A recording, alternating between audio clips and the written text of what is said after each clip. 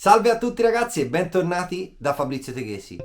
In questo video vi voglio riproporre un contenuto che ho già trattato. E voi direte, ma come? Se l'hai già trattato, cosa ce lo riproponi a fare?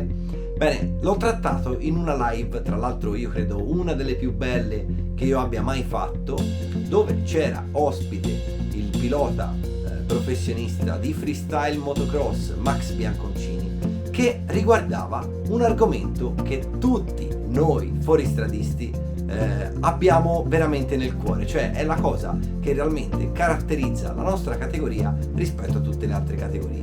E di cosa sto parlando? Sto parlando dei salti. Quindi la live era divisa in 5 argomenti principali. Chiaramente la live è durata più di 3 ore, quindi ne riprenderò semplicemente 2 in questo video per poi riproporre gli altri in altri video. Perché ho voluto riproporre questo argomento nonostante ci sia già una live? Perché voi di YouTube, del mio canale YouTube, avete la live caricata ma ha pochissime visualizzazioni. Quindi mentre su Facebook abbiamo fatto più di 8500 visualizzazioni, qua su YouTube è rimasta molto bassa a livello di visualizzazioni. E quindi ho pensato di riproporla aggiornata con qualche video in qualità Full HD, come adesso sto portando i miei video sul canale. Quindi ragazzi, ripartiamo. Il primo argomento trattato era il glossario, quindi andiamo a vedere.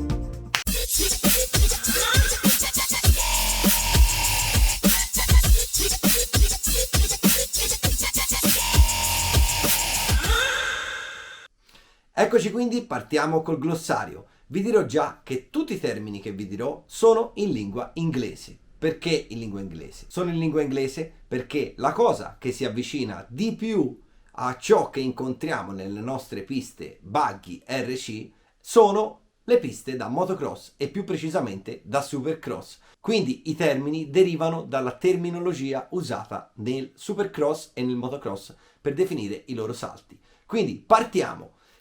Il primo termine che vi voglio spiegare è quello più semplice di tutti, che è jump. Jump in inglese significa salto, quindi quando parliamo di jump inevitabilmente ci riferiamo al salto. Il secondo termine che vi voglio spiegare è il take off. Il take off è la rampa dove la macchina decolla, infatti take off in inglese vuol dire decollo. Il terzo termine che vi voglio spiegare è il landing.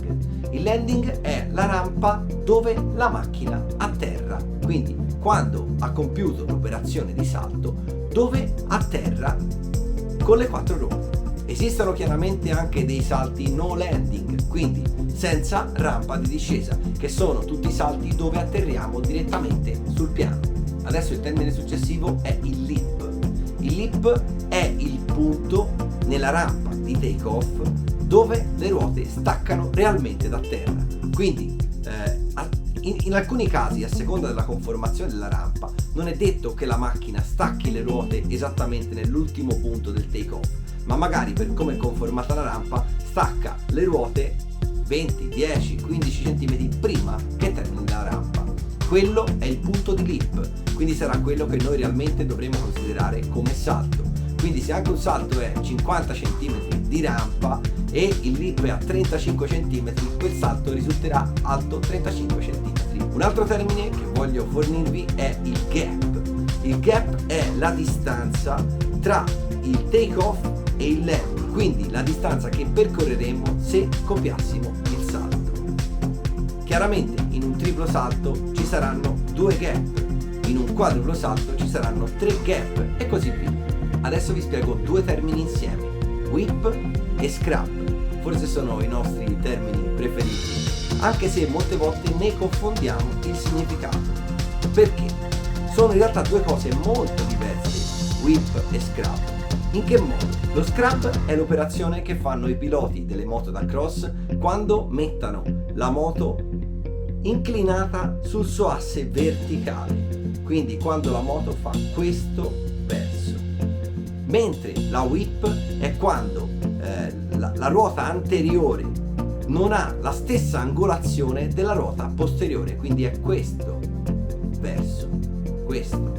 Chiaramente si può fare whip e scrap insieme in determinati casi, e vedremo poi cosa accadrà nel mondo RC, perché nel mondo RC noi non possiamo esattamente con certezza definire quando fare whip e quando fare scrub. Nei video successivi vedrete perché e quali sono le leggi della dinamica che influenzano questo comportamento della macchina.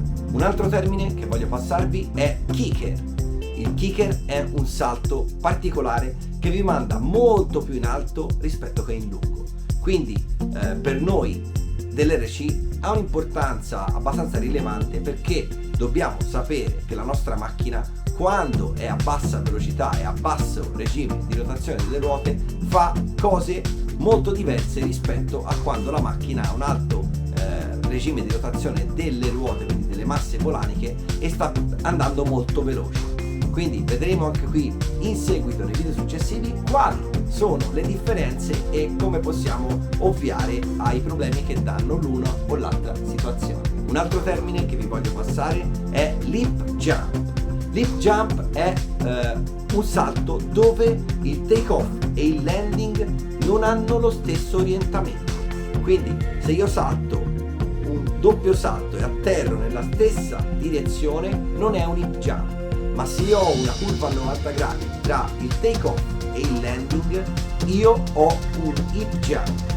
Quindi in questo caso sarà necessario per i piloti più bravi avere capacità di whip e scrub per poter saltare orientati per un verso e atterrare orientati per l'altro verso. Chiaramente si parla di livelli eccelsi. I piloti normali cosa fanno? 99 su 100 atterrano sopra poco prima di curvare e poi affrontano la curva con le ruote per terra, che è molto più facile e anche molto più sicuro se non si hanno le capacità per affrontare uno whip o uno scrub. Un altro termine che vi voglio passare è section. Section sono un insieme di salti che sono talmente ravvicinati da sembrare un trick solo. Ad esempio, anche un quadruplo salto, se facessimo 3-1 o 2+2, si potrebbe già definire section. Quindi sono tutte quelle parti dei tracciati dove gli ostacoli sono molto ravvicinati e ci costringono a prevedere come affrontare l'ostacolo successivo in un modo che influenzi l'ostacolo che stiamo affrontando. Quindi è chiaro, se abbiamo per esempio un doppio triplo, per spiegarmi meglio, e dobbiamo necessariamente atterrare sulla rampa di discesa, quindi sul landing del primo doppio salto, perché altrimenti non riusciremo a fare il triplo, quella è già una section. E un altro termine, l'ultimo che vi voglio passare, è, lo dico esattamente come si pronuncia in inglese, ridden. Questo ridden è l'acronimo, il sinonimo del nostro italiano copiare. Quindi quando decidiamo di non saltare ma di copiare un salto. Adesso che abbiamo finito il nostro glossario, andiamo a vedere le tecniche base di salto per chi comincia. Quindi partiamo su come imparare a saltare. In realtà è molto difficile comunicarvi queste tecniche in un video, ma in realtà per imparare a saltare si devono fare cose talmente basilari, soprattutto all'inizio, che posso anche provare a comunicarvi attraverso un video. Quindi il primo consiglio che mi sento di darvi è quello di andare a vedere le rampe del take off di tutti i salti e trovare delle linee dove le rampe sono buone. Quindi al contrario di quello che tutti si possano immaginare, che sentite dire normalmente, guardate i più bravi, guardate quelli che girano più veloci di voi dove passano e quant'altro, nel mio caso vi sconsiglio. Perché? Perché i più bravi, si parla di quelli veramente bravi, riescano a passare magari in un punto dove la rampa è leggermente rovinata, la macchina magari si scompone, loro semplicemente correggano la macchina in aria e atterrano perfetti. Questa è una cosa che chi comincia non è in grado di fare. Quindi voi dovrete invece saltare dove la rampa è buona, anche a costo di rimetterci qualche decimo, ma avrete la sicurezza di A, non fare danni, B, saltare in modo corretto senza bisogno di correzioni che chiaramente ancora non sapete fare. Un altro consiglio importante che vi do è non usare lo sterzo. Vi sembrerà strano perché tutti i più bravi, vedete nei video i campioni che usano lo sterzo per whippare, scrabbare la macchina, ok, voi al momento non lo fate. Se state imparando, saltate come se aveste la mano destra, che è quella chiaramente dello sterzo, sia che guidate a stick o che guidate a volantino, nascosta dietro la schiena. Vi servirà a non far scomporre la macchina perché ancora non siete in grado di riprenderla. E ricordatevi, la maggior parte dei piloti, compreso i super pro, compreso quelli molto bravi, ad esempio anche me, non usiamo lo sterzo per modificare la traiettoria della macchina, ma semplicemente per correggerla. Chiaramente da questo discorso sono esenti tutti i campioni che sono magari la top 25 del mondo, dove veramente c'è un allenamento impressionante e riescano davvero anche a girare la macchina per aria e a sfruttare il salto per girare una curva che arriverà dopo. Però qui si parla veramente di tecniche difficilissime che chiaramente, ripeto, non riesco a fare neanche io nella maggior parte dei tracciati. Quindi il mio consiglio è inizialmente non usate lo sterzo, poi piano piano imparerete a riprendere la macchina, ma via via che siete sicuri di ciò che state facendo nei salti normali, senza usare lo sterzo. Secondo consiglio che mi sento di darvi è di non entrare in quella che io ho simpaticamente definito panic mode. Quindi ci sono 3 tipi di panic mode che io ho, diciamo, riconosciuto analizzando le varie caratteristiche dei ragazzi che cominciano.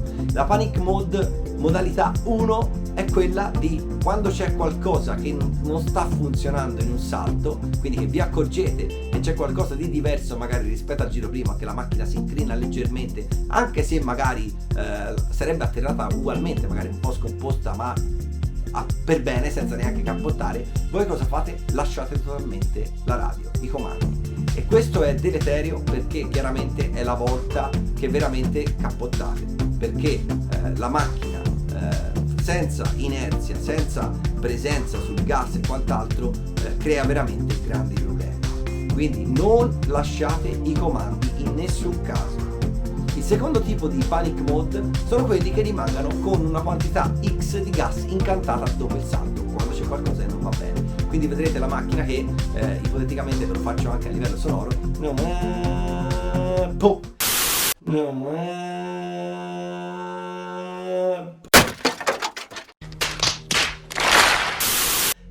chiaramente cappotta. Anche questo è un errore. Quando la macchina è per aria, inizialmente non bisogna dare gas e chiaramente nemmeno freno.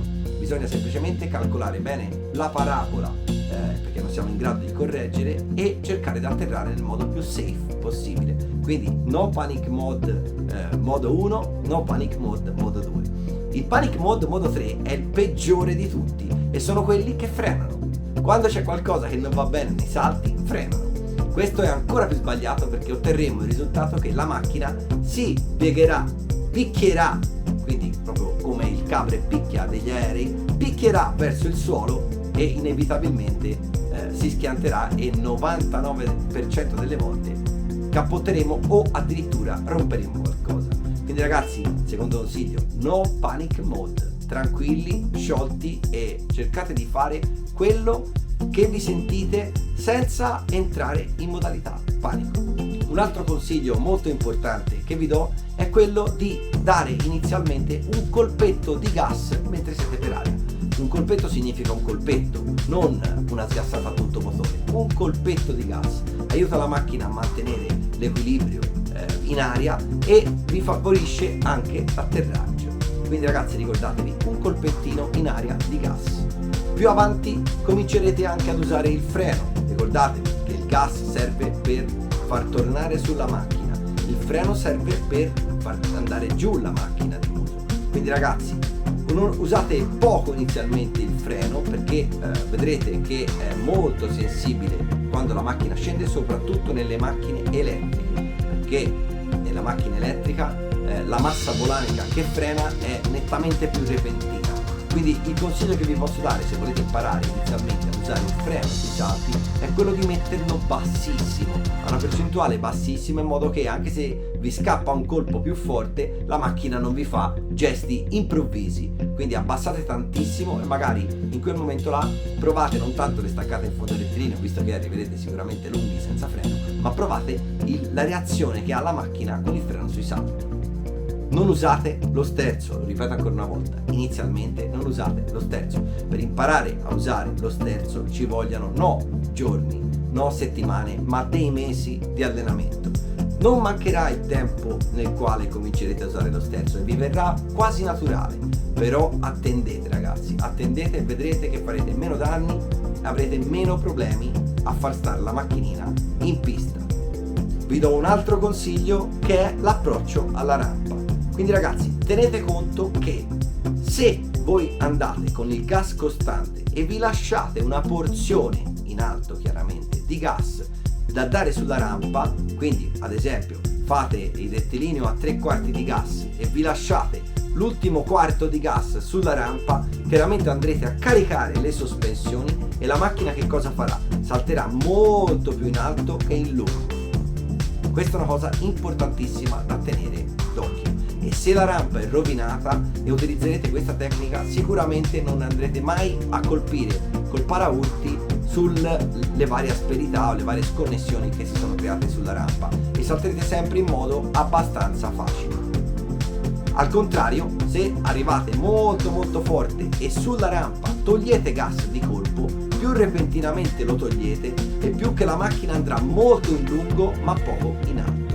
Quindi questa tecnica la potrete fare quando avrete bisogno di atterrare il prima possibile dopo un salto, ma solo se la rampa di take-off è in ottime condizioni, altrimenti vedrete che vi darà più problemi che vantaggi. Un altro consiglio molto importante è quello che la macchina dovrebbe atterrare nella nostra specialità sempre leggermente puntata in avanti. Perché? Potrete fare la prova anche da voi in garage a macchina spenta. Vedrete che se lasciate andare la macchina da un'altezza definita, quindi prendiamo ad esempio 1 metro, e la fate cascare con tutte e 4 le ruote, la macchina stelaierà molto di più che se gli fate cascare prima le ruote davanti e poi quelle dietro in immediata successione, proprio tenendola picchiata leggermente. Vedrete che in questa maniera avrete la macchina più ferma anche sul tavolo senza essere messa in moto. Provate, quindi anche da spenta vi accorgerete subito della differenza. Quindi inoltre quando arriverete in atterraggio da un salto leggermente picchiati, avrete la possibilità di dare gas per schiacciare la macchina in terra ancora di più, evitando appunto che la macchina abbia impennate improvvise oppure che si scomponga più del necessario. Il mio consiglio è di non atterrare mai con le ruote dietro, perché farebbe l'esatta cosa opposta. Quindi se atterrate con le ruote dietro, non appena il muso tocca terra e le molle rispingano la macchina, l'ammortizzatore, voi chiaramente cosa fate dopo un salto? Date gas, immediatamente la macchina si impennerà, fino addirittura a cappottare all'indietro in base all'intensità del salto, all'intensità della velocità d'atterraggio con la quale appunto siete arrivati sul landing. Un ultimo consiglio che vi sento di darvi è quando è possibile in atterraggio toccate sempre il motore, quindi non appena le ruote toccano terra accompagnatele sempre con un filo di motore, mi raccomando un filo, non tutto gas, perché se ci fosse un rettilineo andrebbe e siete atterrati puntati giusti eccetera, ok, ma se ci sono 10 metri e poi una curva, chiaramente se andate a dare tutto gas il 99% vi metterà in difficoltà per la curva successiva. Basta semplicemente accompagnare. Questo perché? Perché riprende la guida della macchina e la ritroverete molto più ferma e molto meno scomposta. Quindi se atterrate senza gas e successivamente c'è una parte veloce, vedrete che la macchina molte volte si scomporrà se non è atterrata proprio precisa sulle 2 ruote davanti e successivamente sulle 2 ruote dietro. Mentre se la riaccompagnate col gas aumentate la forza verso il davanti, quindi verso la direzione che volete prendere, e le forze che inducono la macchina a barcollare saranno minori e quindi riuscirete di sicuro a riatterrare in un modo più corretto. Quindi ragazzi, per quanto riguarda il glossario e le prime tecniche di salto, il video è concluso. Bene ragazzi, spero che questo video vi sia piaciuto. Se vi volete vedere la live per intero è lunghissima ed è fatta in bassa qualità, ma comunque è presente sul canale, si chiama Il Salto, c'era ospite ricordo Massimo Bianconcini e niente ragazzi, attendiamo il prossimo video dove non sicuramente quello di settimana prossima, ma successivamente vi farò le altre 2 o 3 parti che mancano per completare il nostro percorso sui salti. Quindi ragazzi, se vi è piaciuto il video mettete un mi piace, iscrivetevi al mio canale se non l'avete ancora fatto e per qualunque domanda commenti, sito internet www.fabrizioteghesi.com, Instagram fteghesi_rc, oppure attraverso la mia fanpage Fabrizio Teghesi RC. Quindi ragazzi, che dire, al prossimo video, ciao!